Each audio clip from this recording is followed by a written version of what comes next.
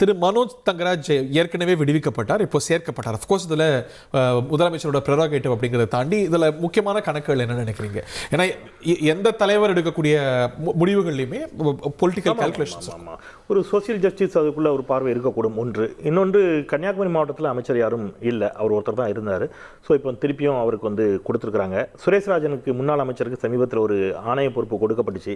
So அதை அவருக்கு அங்கே கொடுக்கின்ற பொழுது திருப்பி நம்ம வந்து மாவட்ட அமைச்சராக இன்னொருத்தராங்க கொண்டு வருகின்ற பொழுது கன்னியாகுமரி மாவட்டம் சார்ந்த அரசியலுக்கு அது உதவும் அப்படிங்கிற அடிப்படையில். ஏன்னா அதில் இன்னொரு பேரலும் பார்க்க முடியுது. நாசரும் நீக்கப்பட்டார், சேர்க்கப்பட்டார். இப்போ மனோஜ் தங்கராஜும் நீக்கப்பட்டிருக்கார்.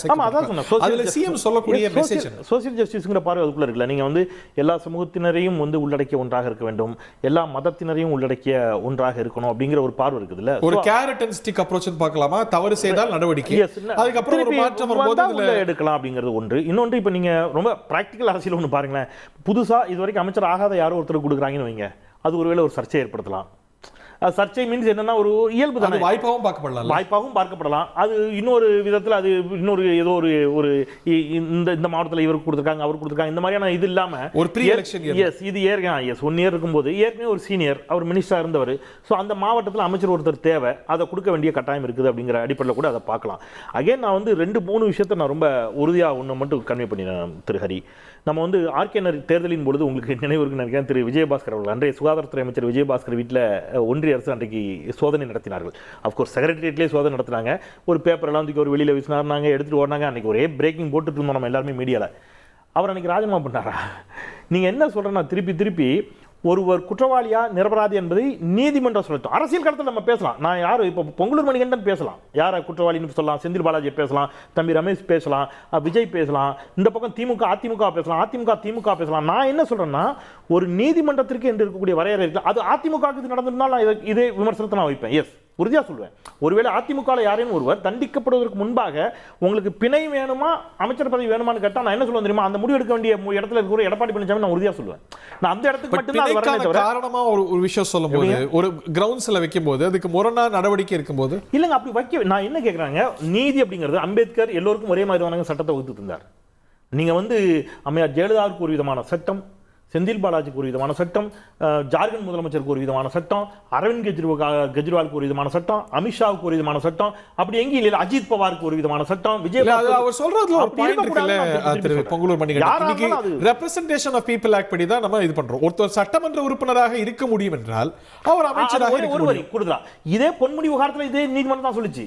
பொன்முடி விவகாரத்தில் கவர்னர் எஸ் நீங்க ஏன் பதவி பிரமாணம் செய்து வைக்கவில்லை என்று கவர்னருக்கு தலையில கொட்டாங்க. அவர் இன்னைக்கு எம்எல்ஏ பதவி இழக்கிறாரு, கன்விக்ஷன் வருதுன்னா வேற. இன்னைக்கு ஒரு எம்எல்ஏவா தொடர்றாரு. சோ தன்னுடைய கட்சியில் இருக்கக்கூடிய எந்த எம்எல்ஏவையும் அமைச்சராக்கிறதுக்கான ப்ரெரோகேட்டிவ் சிஎம் இருக்குல்ல, அது ஒரு கான்ஸ்டிடியூஷனல் क्वेश्चन எழுப்புதுல. மணிகண்டன் சார், கூடுதல் செய்தி கேட்டீங்க. பொன்முடி விவகாரத்துல நீதிமன்றம் குற்றவாளி என்று ஆனா அதே உச்சநீதிமன்றம் அதை ஸ்டே தான் பண்ணிருக்கு. உச்சநீதிமன்றம் தண்டனை நிறுத்தி வச்சிருக்கு. இறுதி தீர்ப்பு கூட வரல. செந்தில் சார் உண்மையே பாவங்க, எப்படியாவது நியாயப்படுத்துறாரு. இல்ல, நான் நியாயமே படுத்தல, நீங்க மன்னிக்கணும். நீங்க பாருங்க, அந்த வார்த்தையை பயன்படுத்தாதீங்க. நீங்க நான் ரொம்ப தெளிவா பேசுறேன். நான் எதையா இல்ல சார் தப்பு. நான் நியாயமே படுத்தல. நான் நியாயமே படுத்தல. நான் வந்து உங்களுக்கு சேர்த்து பேசிருக்கேன். நாளைக்கு அதிமுக சிக்கல் வந்தா நான் இதே வார்த்தை உங்களுக்கு தெரியும். இல்ல, நாளுங்க பிணை கேட்கிற போது நான் அமைச்சராகவும் இல்ல, சாட்சியில கலைக்கவும் முடியாது என்று அந்த வேண்டிதான் வாங்கினாங்க.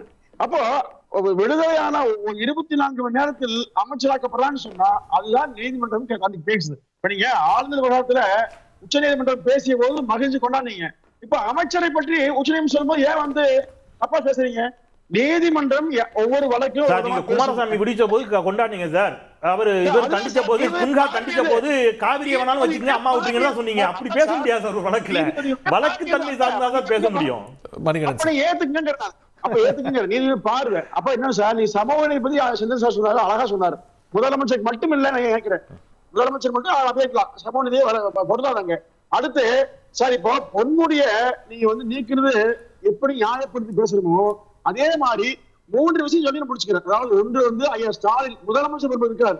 அவர் சொன்னார், அண்ணலும் நோக்கினால் அவளும் நோக்கினால் குட்டிதான் பேசும். உதயநிதி ஸ்டாலின் பேசினார், சசியோடைய காலுக்குள்ளேயே பூந்தினாரு. அதே மாதிரி பாருங்க, ஆர் ஆசன் சொன்னாங்க, கள்ள உறவிலே பிறந்த குறை பிரசம் சொன்னார். ஆர் முன்னாள் முதலமைச்சரை பார்த்து முதலில் நீக்கம் செய்யப்பட்ட ஜெயலலிதா பேசினாங்க சார். ஆர் ஆசா அவர்களையும் வேண்டாம் நான் சொல்ல விரும்பல, பொதுக்கூட்டத்தில் பேசினாங்க ஜெயலலிதா. பொன்முடியை நீக்கிறீங்க. பெண்மணியாக இருந்து ஜெயலலிதா அம்மா பேசினாங்க சார். ஆராசாவையும் இன்னொரு பெண் தலைவரையும் இணைத்து வைத்து ரொம்ப அசிங்கமா இருந்துச்சு, கொச்சையா இருந்துச்சு. நீங்க மணிகண்டன் சார், நீங்க அதை நியாயப்படுத்த மாட்டீங்க நம்புறேன் சார். ஒரு நிமிஷம் மிக கொச்சையாக 2021 ஆராசா பேசினாலே நியாயப்படுத்தி பேசுறீங்க. நான் தான் சொன்னேன் சார், ஜெயலலிதா அம்மா பொலிட்டிக்கல் ஸ்டேஜ்ல பேசுறது நம்ம விவாதிக்கணும். நீங்க ஒண்ணு சொல்லுவீங்க, நான் ஒண்ணு சொல்லுவேன். 2 மணி நேரம் சொல்லலாம். நான் உங்களோட நிறைய கூட ஞாபகம் சொல்லுவேன், உங்களுக்கு தெரியும். நான் ஒண்ணு சொல்றேன் சார், மணிகண்டன் சார், நீங்க மத நல்லிணக்கத்தை விரும்பக்கூடியவர்கள் அடிப்படையில் நான் ஒரு கேள்வி கேட்கிறேன் சார். நான் தைரியமா சொல்லிட்டேன் சார், பொன்முடி அவர்கள் பேசியது தவறு அப்படின்னு நான் தைரியமா சொல்றேன் சார். இந்த அவையில நீங்க சொல்லுங்க சார்.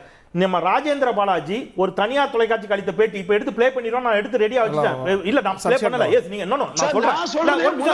ரத்த ஆர்வம் ஹிந்துக்கள் ஏமாளிகளா சார்? ஒரு நிமிஷம் அந்த வார்த்தை கேளுங்க. மக்களுக்கு போய் சேரட்டும் வார்த்தை.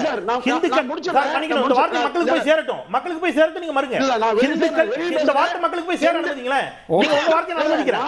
இல்ல உங்க வார்த்தையை அனுமதிக்கிறேன். நீங்க உங்க வார்த்தையை அனுமதிக்கிறேன். நீங்க என் வார்த்தை போய் சேர அனுமதிங்க. ஜனநாயகத்தை கடைபிடிப்போம் 2 பேரும். நமக்குள்ள ஒரு மியூச்சுவல் அண்டர்ஸ்டாண்டிங் சார். நீங்க ஹிந்துக்கள் ஏமாளிகளா, ரத்த ஆறு ஓடும் என்று பேசிய வீடியோ இருக்கு சார். நீங்க அவர் பதவி நீக்கம் செய்யலையே.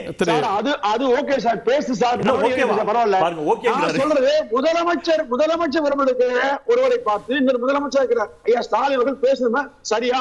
உதயநிதி பேசலாமா? நடவடிக்கை இல்ல. உதயநிதி நடவடிக்கை இல்ல. சசிகலா காலில் போது வார்த்தை சரியா வார்த்தையா?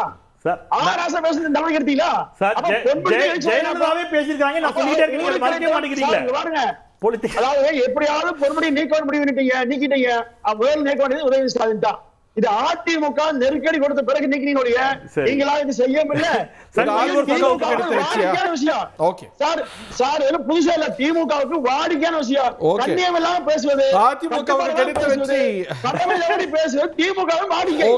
அதிமுகவுக்கு கிடைத்த வெற்றி ரமேஷ், அது உண்மை சார். வெற்றிதான். அதிமுக வெற்றிதான். அதிமுக போராடாவிட்டால் நிச்சயமா நீக்க மாட்டாங்க. ஒரு பிரஷர் மவுண்ட் ஆயிருக்காதுங்கிறீங்க. ஓகே ஃபைன், நிச்சயமா சார். ரமேஷ். ஹரி சார், இல்லை நான் கடந்த சுற்றிலேயே நான் வந்து இது ஒரு விஷயத்தில் குறுக்கிட்டேன். அதுக்கு ஏன்னா வந்து அதை விளக்கம் கொடுக்கலன்னா மிகவும் தவறாக போய் முடிஞ்சிடும். அதுக்காக நான் அந்த விளக்கத்தை மட்டும் கொடுத்துட்றேன்.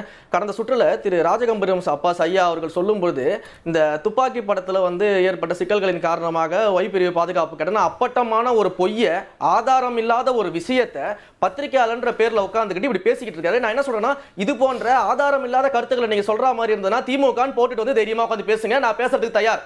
பத்திரிகையாளர்னு போட்டுட்டு வந்துட்டு ஆதாரம் இல்லாத ஒரு விஷயத்தை வந்து நீங்க மக்கள் மாடி பேசியிருக்கிறத நீங்க திரும்ப பெற்றுக்கொள்ளணும். அப்படி இல்லைன்னா இது மிகவும் தவறான ஒரு விஷயமா தான் போய் முடியும். நீங்க திமுக போட்டுட்டு வந்து என்ன வேணா ஆதாரம் எல்லாம் பேசுங்க, நாங்க எதிர்த்து பேச தயார். பத்திரிகையாளர்னு போட்டுட்டு வந்து ஆதாரம் இல்லாத ஒரு விஷயத்தை நீங்க பேசிட்டீங்க.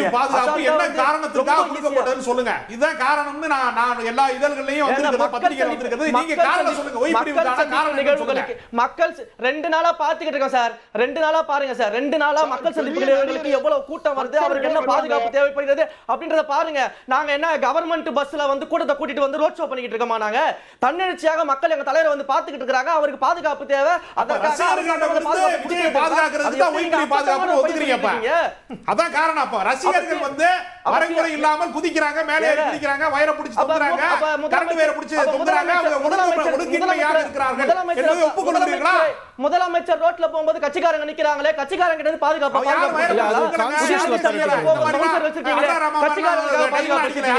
எதுக்காக பாதுகாப்பு வச்சிட்டு இருக்கீங்க? ஆதாரத்தோட பேசுங்க. ஆதாரம் இல்லாத ஒரு விஷயத்தை வந்து பேசிட்டு இருக்கீங்க. சிவாஜி கிருஷ்ணமூர்த்தி பேசுறது வந்து நியாயப்படுத்தி பேசிட்டு இருக்கீங்க. என்ன ஜனநாயகம்? ஒரு தடவை வந்து அவரை கட்சியை விட்டு நீக்கிட்டு திரும்ப சேர்த்துட்டாங்கன்னா ஒரு ஆபாசமா பேசலாமா? எத்தனை தடவை பேசலாம் வேடிக்கை பார்த்துட்டு இருப்பீங்களா? இதெல்லாம் வந்து மல்லு கட்டி இதுக்கெல்லாம் கம்பு சுத்தத்துக்காக நீங்க பத்திரிகையாளர் வந்து உட்கார்றீங்க. திமுக சார் நாங்க வந்து பேச ரெடியா இருக்கோம். பத்திரிகையாளர்னா பத்திரிகையாளர் பேசுங்க. ஆதாரம் இல்லாம பேசிட்டு இருக்கீங்க. தந்தி டிவியை உங்கள் கேபிள் டிவி ஆபரேட்டரிடம் இலவசமாக கேட்டு பெறுங்கள்.